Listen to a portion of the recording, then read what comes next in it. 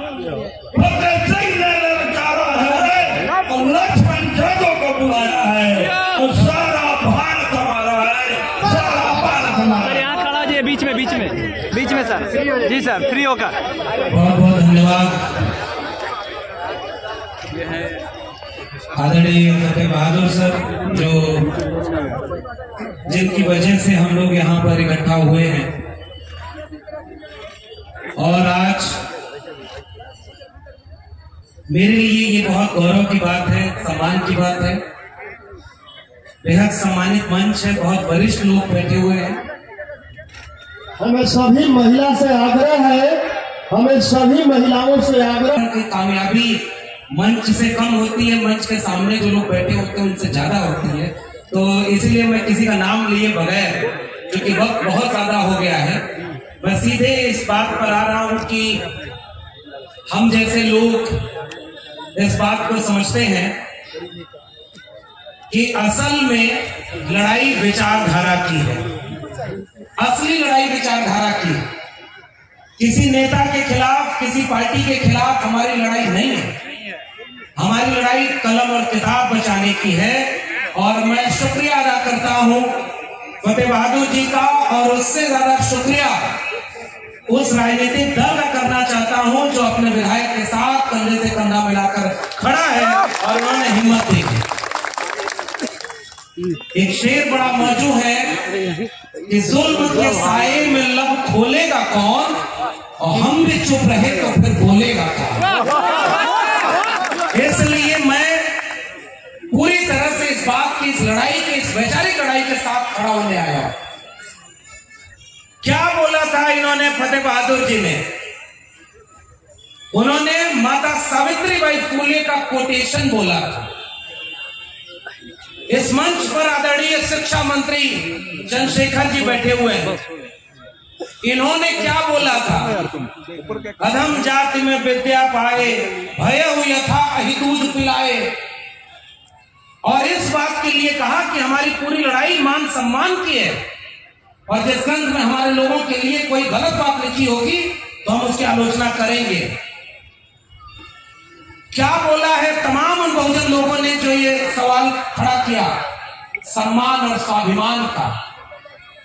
तो गर्दन काटने और जीभ काटने वालों को मेरा एक सवाल है, भाई आपके यहां तो काटने मारने का परंपरा नहीं था, आपके यहां तो ऐसी ताकत हुआ करती थी कि एक श्राप दे देते और ये भस्म हो जाते। ये तो हिंसा आपके धर्म में तो थी नहीं। इसका मतलब कोई ऐसी ताकत नहीं है, कोई ऐसा श्राप बना ही नहीं है, वरना गर्दन काटने की बात नहीं करनी पड़ती। इसीलिए सबसे पहली बात यह है कि वैचारिक लड़ाई कलम और किताब से लड़ी जाती है, और त्रिशूल और तलवार के खिलाफ कलम और किताब की लड़ाई का साथ देने के लिए मैं इस मंच पर आया हूं, और आप सबके सामने कबूल करता हूं कि इस कलम और किताब की लड़ाई को हम आगे बढ़ाएंगे और कलम किताब को जीतने की बात करेंगे। आज ये कार्यक्रम हुआ है, ये कार्यक्रम माता सावित्रीबाई फुले के ऊपर, और ये होता है एक वैचारिक आंदोलन।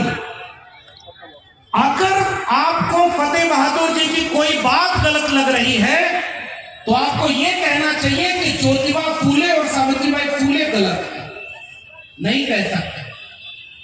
अगर आपको बाकी लोगों की बात गलत लग रही है तो ये बात तो हजारों साल से हमारे को पूछते आए, तुम कद बाबन हम कद सूद और हम कद लोहू तुम कद दूध। मैं और चौपाइयां पढ़ता हूं, मैं तो अपने ऊपर बात भी नहीं कर रहा हूं। प्रोफेसर जी हैं, शिक्षा मंत्री जी, और आदरणीय आलोक मेहता जी बैठे हुए हैं, अनिता जी बैठी हुई हैं, मंत्री हैं। मैं आप लोगों के सामने देखिए शुरू में एक बात कहना चाह रहा हूं। आलोक सर जब बोल रहे थे कि हमारी सरकार है तब ये कार्यक्रम हो रहा है, और एक जलसे की तरह हो रहा है, और फर्क देखना होता तो आप हमारे यूपी में आ जाते, वहां अयोध्या मथुरा काशी तीनों है, और अगर आप इस तरह का कार्यक्रम चलाएंगे तो उसके लिए बुलडोजर खड़ा हुआ है। ये अंतर है उनमें और हम में। वहां पर कांवड़ लेकर जाने वालों पर वहां के मुख्यमंत्री फूलों की बारिश करते हैं, और 69,000 शिक्षक भर्ती के घोटाला के शिकार एससी, एसटी, ओबीसी 500 दिन से ज्यादा समय से आंदोलन कर रहे हैं, उनके ऊपर उनकी पुलिस लाठी चलाती है। और बिहार एक ऐसा राज्य है जहां तलवार और त्रिशूल के सामने आजादी के बाद पहली बार कोई सरकार ऐसी है जिसने एक साल में 5 लाख लोगों से ज्यादा को सरकारी नौकरी दी। 5 लाख से सरकारी नौकरी ज्यादा दे दी। और अभी तो शिक्षा मंत्री जी बैठे हुए, शायद 13 जनवरी को फिर 1 लाख लोगों को नियुक्ति पत्र बांटा जा रहा है। और ये है वो बिहार की जमीन। इसलिए मुझे लगता है सर, हमारे जैसे लोग जब बिहार आते हैं तो इसकी मिट्टी में आज भी हमें तथागत बुद्ध की तर्कशील प्रज्ञा, करुणा की ताकत महसूस होती है। इसलिए हम बिहार से ऊर्जा लेकर जाते हैं। इस बिहार से हम आते हैं तो सम्राट अशोक को याद करते हैं। आज के लोग कहते हैं हम अखंड भारत बनाएंगे, और यहाँ के लोगों को कहते हैं कि अगर आपको इनका मामला कबूल नहीं तो आप पाकिस्तान चले जाइए, बोलते हैं ना। और अखंड भारत में 45 करोड़ मुसलमान बाहर से भारत में आ जाएंगे, उसका क्या करोगे? इसलिए जब बिहार हम आते हैं तो सम्राट अशोक को याद करते हैं। ये इतिहास है आपका। हमारी लड़ाई किसी जाति, किसी धर्म के खिलाफ नहीं है। सम्राट अशोक ने जब तलवार उठाई तो वहां मैं गया हूं, उस जगह पर बंगाल में नदी का रंग लाल हो गया था। और जब तलवार रख करके बुद्धिज्म का परचम उठाया, ये पंचशील झंडा पूरी दुनिया में लहराया। उस ताकत का नाम है सम्राट अशोक। और उसकी बात मैं बिहार में जब भी आता हूँ याद करता हूँ।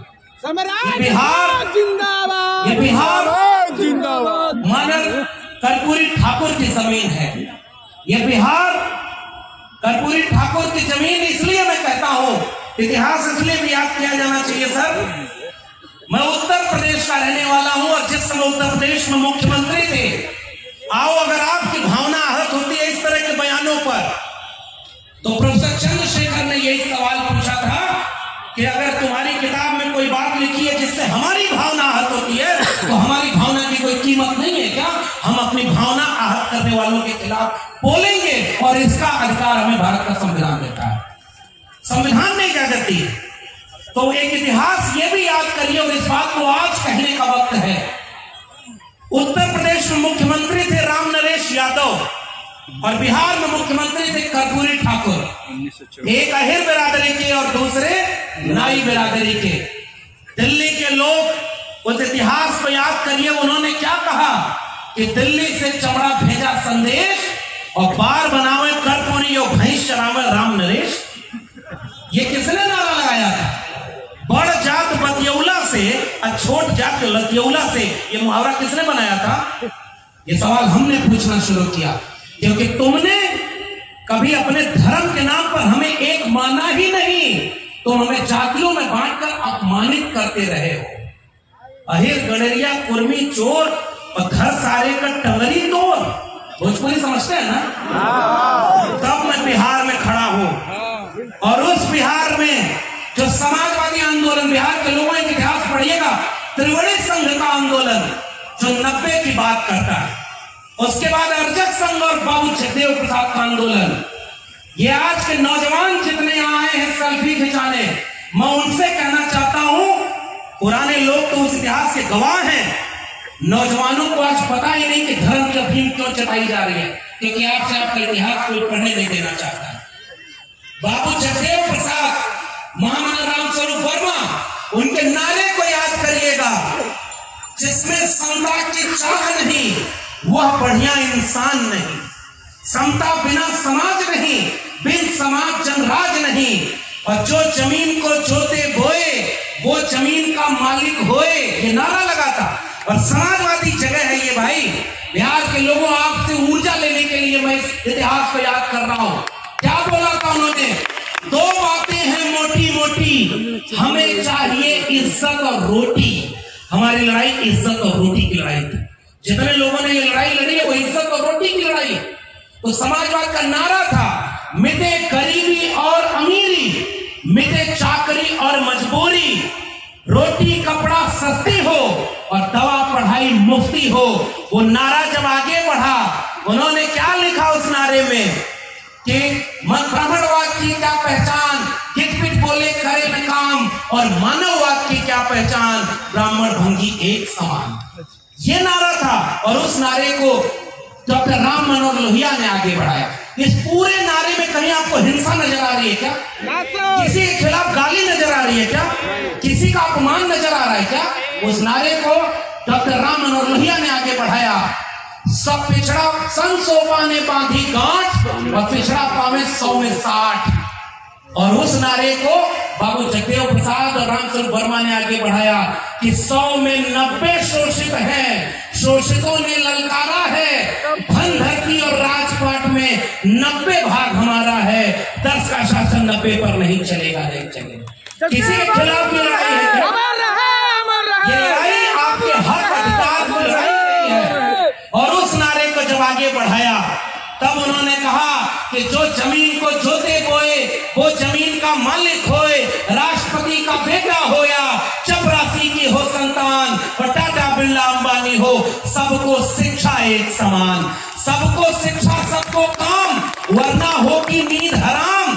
शिक्षा पर जो खर्चा हो बजट का 10वां हिस्सा हो, और सबको शिक्षा दे न सके जो, वो सरकार निकम्मी है, और जो सरकार निकम्मी है वो सरकार बदलनी है। ये हमारी लड़ाई है, शिक्षा की कलम और किताब की लड़ाई है। और मैं याद करता हूं, मैं 3 मंत्री जिस मंच पर बैठे हो, मैं सच बताऊं, उदय जी बैठे हुए हैं, विधायक जी बैठे हुए हैं, बहुत सारे लोग, ऐसा बयान आज के वक्त में कोई भी अगर दे दे, सच बोल रहे हैं, डॉक्टर अंबेडकर को कोट करे, सावित्रीबाई फुले को कोट करे, उनकी पार्टियां उनसे कहती हैं कि ये उनका निजी बयान है, हम इनसे सहमत नहीं है, हम सबका सम्मान करते हैं। और आपके नेता, मैं याद करता हूं, मैं इतिहास याद कर रहा हूं अपने लिए, और मेरे जरिए ये बात जहां तक जाएगी, राष्ट्रीय जनता दल के लोग बैठे हुए हैं, ये बात कहने में अगर संकोच भी करेंगे तो अपने इतिहास को हम जैसे लोग याद करेंगे। जब मंडल आंदोलन आया, बीपी मंडल साहब यहाँ बिहार के थे ना, आरक्षण कहां से आई, और कर्पूरी की मां और बहन के लिए गालियां दी गई थी, वो किसका था? और आलोक मेहता साहब अभी बोल रहे थे, उस जगह का नाम बोल रहे थे जहां पैर में चप्पल पहन करके आप सड़क पर नहीं चल सकते, बड़ेरिया। और मैं तो कह रहा हूं सर, ऐसी जगह दर्जनों रही है, और इसलिए पैर में चप्पल पहनकर चल नहीं सकते, उनके सामने खटिया पर बैठ नहीं सकते, और तो और छोड़ो, तालाब से पानी नहीं पी सकते। इससे इस देश के लोगों का अपमान नहीं हुआ था क्या? इंसान वो नहीं थे क्या? कलम पकड़ ली, वेद सुन लिया तो कान में शीशा पिघला के डाल दी। दुनिया में कहीं ऐसी बात लिखी गई है क्या? नहीं सर। इस देश का प्रधानमंत्री विदेश जाकर बोलते हैं कि हम युद्ध के देश से नहीं, बुद्ध के देश से आए हैं, और भारत में आते हैं तो बुद्ध के खिलाफ युद्ध छड़े हुए हैं। वहां जाके कहते हैं कि हम बुद्ध के देश से आए हैं। अरे भाई, वहां जाके बोलो ना कि हम उस देश से आए हैं जहां दुनिया में लोग एक तरह से पैदा होते हैं, हमारे यहाँ कोई मुख से पैदा होता है, कोई भुजाओं से पैदा होता है। ये बात दुनिया में नहीं बोलते, क्योंकि दुनिया वाले आपके ऊपर हंसेंगे। ऐसे नहीं होता भाई। क्यों? क्योंकि आपको बंटवारा करना था। इतिहास का मैं याद करना चाह रहा हूं, जब ये अपमान चरपाई पर बैठने नहीं दिया, इतिहास भूल गए क्या? अभी हमारे यहाँ उत्तर प्रदेश में कांड हुआ, 2 लोग, 2 परिवार के दोनों तरफ हत्या हुई, और जो यादव था उसके सामने बुलडोजर खड़ा कर दिया कि इसका घर गिरा देंगे। ये अपमान आज की तारीख में हुआ। उत्तर प्रदेश में हमारे मुख्यमंत्री रहे, आदरणीय मरहूम नेताजी के वो मुख्यमंत्री के बेटे रहे, ऑस्ट्रेलिया से पढ़ करके आए थे, और जब मुख्यमंत्री आवाज छोड़ा तो गंगा जल से उनका आवाज धुलवाया। ये अपमान नहीं हुआ क्या? हुआ सर। और इसलिए मैं पूछने आया हूं, जब ये अपमान आपके लोग करते थे 90 में बीपी मंडल साहब से विधानसभा में, पुराने लोग जानते होंगे, जब से मैंने इतिहास पढ़ा है, मैं अपने लोगों को समझाने के लिए बात कहता हूं। जब ये इतिहास बोला गया कि बीपी मंडल साहब के सामने खड़े होकर कहा गंगा में तेल रिस गया, आग लग गई, तो खड़ा होकर बोला गया कि एक शूद्र जब मुख्यमंत्री बन जाएगा तो गंगा में आग नहीं लगेगी तो और क्या होगा? बीपी मंडल साहब ने खड़े होकर बोला, ये गंगा में आग तो तेल रिसने से लगी है, लेकिन हमारे यहाँ होने से तुम्हारे सीने में जो आग लगी है इसको हमें और भड़काएंगे, तब की बराबरी का भारत में बना। अपमान ये नहीं था क्या? अपमान इस बात का नहीं था जब मंडल आंदोलन लागू हुआ। और मैं याद कर रहा हूं, जातिवादी लोग कहते हैं ना, अभी तमाम लोग बोल रहे थे, उन्होंने ये बात कही कि जब हम सामाजिक न्याय की बात करते हैं तो हमसे कहा जाता है हम जातिवाद कर रहे हैं। गुजरात का मुख्यमंत्री रहते हुए कभी जातियां नहीं बताई थी, और जब भारत का प्रधानमंत्री बनना हुआ तो जाति किसने बताई? नाम जान रहे ना, मैं इस वैशाली मन से किसी नेता का नाम नरेंद्र मोदी। मैं नाम लेने की जरूरत थी क्या? कुछ लोग पनौती भी बोल रहे हैं, लेकिन हम तो नाम नहीं लेंगे, हम तो अपनी वैचारिक बात कह रहे हैं। जाति आपसे किसी ने पूछी थी? मैं ओबीसी माँ का बेटा हूं, किसने बताया? राष्ट्रपति बनाया तो जाति किसने बताया? किसी ने प्रेस कॉन्फ्रेंस करके जाति बताई ना? जब उन्होंने अब की राष्ट्रपति बनाया तो बताया कि हम पहली बार एक आदिवासी महिला को राष्ट्रपति बना रहे हैं। और जब बिहार के लोगों ने कहा कि अब जाति जनगणना होगी, तो वही कह रहे हैं जातियां तो होती ही नहीं है, केवल गरीब, अमीर, किसान, नौजवान यही जाति है। अब आप अपने इतिहास पर आइए। मंडल आंदोलन लागू हुआ तो मंडल के खिलाफ में कमंडल लेकर निकलने वाले लोग कौन थे? अब मैं आपके इतिहास पर आ रहा हूं। मुझे भी पता है उत्तर प्रदेश बिहार का एक रिश्ता है समाजवाद का, सामाजिक न्याय का। तो जैसे शिव चर्चा आपके यहाँ हो रही है, वैसे ही शिव चर्चा हमारे यहाँ भी हो रही है। यहाँ इतनी महिलाएं बैठी हैं, और मैं फिर से बधाई दूंगा फतेह बहादुर जी को। माता सावित्रीबाई फुले का ये कार्यक्रम, मंच पर बैठे हम तमाम बड़े लोगों से नहीं, इतनी महिलाएं जो इतनी तादाद में इतने देर से बैठी हैं, इनकी वजह से कामयाब हुआ। इसलिए इनके लिए ताली बजाना। ज्योतिबा फुले, सावित्रीबाई फुले तब तक बराबर नहीं बनते जब तक उन्होंने कलम हाथ में नहीं ली होती। ज्योतिबा फुले को पिता ने घर से निकालने के लिए कहा कि तुम्हें अपना स्कूल चुनना है या अपना घर चुनना है। ज्योतिबा फुले ने अपना घर चुना था। क्या आप लोग भी जरा जोर से बताइए? अपना स्कूल चुना था ना। और पत्नी को पढ़ाया सबसे पहले ज्योतिबा फुले ने। पता है कैसे पढ़ाया था?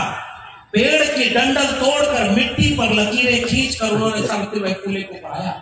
और जब उनके स्कूल खोलने के लिए कोई जगह नहीं मिली, ये बिहार की समाजवादी जमीन है, मैं फिर से एक इशारा कर रहा हूं, जब जमीन नहीं मिली ज्योतिबा फुले को, तो ज्योतिबा फुले के स्कूल खोलने का विरोध कौन लोग किए थे पता है? मुखस्य जाए थे। और मैं नहीं बोलूंगा क्योंकि धर्म का अपमान हो रहा था। शूद्र और महिलाओं के बच्चों को शिक्षा देना अगर धर्म का अपमान है, तो ये बताओ वो धर्म शूद्रों और महिलाओं का था क्या? नहीं। और ज्योतिबा फुले और सावित्रीबाई फुले के खिलाफ पुणे और भीड़वाड़ा में बड़े बड़े पोस्टर लगा दिए गए कि धर्म का अपमान हो रहा है। तब उस समय जब उनको बहिष्कृत कर दिया, तो अपना घर का आंगन दिया था स्कूल खोलने के लिए। उस व्यक्ति का नाम है उस्मान शेख, और उनकी बहन थी फातिमा शेख, जो उनके स्कूल में पढ़ाया जाया करती थी। ये है सांप्रदायिक सौहार्द और यह सामाजिक न्याय। सबने मिलकर के कलम और किताब बांटने का काम किया।